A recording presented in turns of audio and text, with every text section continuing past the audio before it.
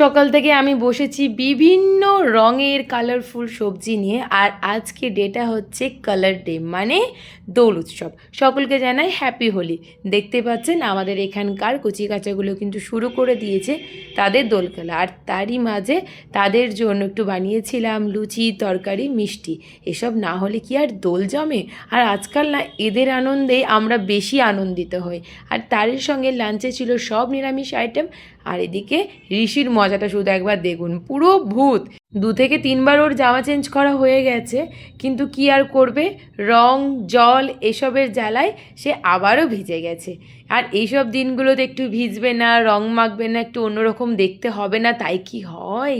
তা না হলে কিন্তু দেখতেও ভালো লাগে না। আর তার মধ্যে সে তার পিসুমণির কাছে পেয়েছে চকলেট। ব্যাস, চকলেট খাওয়ার পর্ব। এরপরে লাস্ট বাকি ছিল অসীম কাকু, তাকে রং মাখিয়ে আমরা সবাই গেলাম একটু কলেজে। কিছু ভিডিও আর তার সঙ্গে কিছু ফটোশ্যুট করলাম, যেগুলো আপনারা অলরেডি আমার ইনস্টাগ্রাম পেজে, তার সঙ্গে আমার ইউটিউব চ্যানেলে দেখতে পেয়েছেন। এরপর সোজা চলে আসলাম ঘরে। পুজো তো করতে হবে, তাই পেট পুজো করে নিয়ে আবারও বেরিয়ে পড়লাম দোল খেলার উদ্দেশ্যে। তবে এবার না ঋষি আমাদের সঙ্গে আসেনি, তাকে স্নান করিয়ে খাইয়ে দাইয়ে দিয়েছি, সে তার দিদির সঙ্গে খেলতে ব্যস্ত। যাই হোক, এরপর আমরা তো দোল খেলা একদম জবরদস্ত করলাম। আর এদিকে আদির মজাটা দেখুন, সে যেখানে যেখানে আমার সাদা অংশ দেখতে পাচ্ছে সেই সব জায়গায় কিন্তু রং মাখাচ্ছে। আর দাদার এই টুপিটা ছিল একদম লেটেস্ট, সেটা সামনে চুল ঝুলছে, কখনো আবার পিছনে চুল ঝুলছে। রং টং মাখানোর পরে আমরা গেলাম একটু ঘাটে বসবো বলে। সেখানে গিয়ে ভাবলাম আদির সঙ্গে কিছু ছবি আর ফটোশ্যুট করি। আপনারা তো আমার ফটোশ্যুটগুলো দেখেন, তার সঙ্গে একদম এডিট করা ভিডিওগুলো দেখেন। এগুলো হচ্ছে আমার ভিডিও। কত ইনস্ট্রাকশন ঋষির পাপাকে দিতে হয়, তারপরে কিন্তু এত সুন্দর সুন্দর ভিডিও আর ফটোগুলো আপনারা দেখতে পান।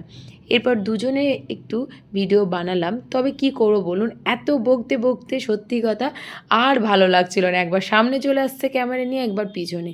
এই সব কিছুর মাঝে বেটুকে সঙ্গে নিয়ে শুরু হলো পাপাদের নাচের পর্ব।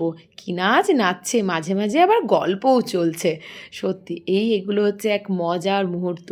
এই ভিডিও ক্লিপটা যদিও আমি আগেই নিয়েছিলাম, তবে এটা কেন বাদ যায়? আমার আদি কত সুন্দর করে আমাকে রং মাখাচ্ছে, তাই এটাকেও কিন্তু আজকের মিনি ব্লগে অ্যাড করলাম। আর আমাদের দোল আপনাদের কেমন লাগলো, আর তারই সঙ্গে অবশ্যই জানাবেন যে আপনারা কিভাবে দোলের দিনটাকে সেলিব্রেট করলেন। এরপর সন্ধ্যের সময় বেরিয়েছিলাম একটু ঘুরো ঘুরো করতে।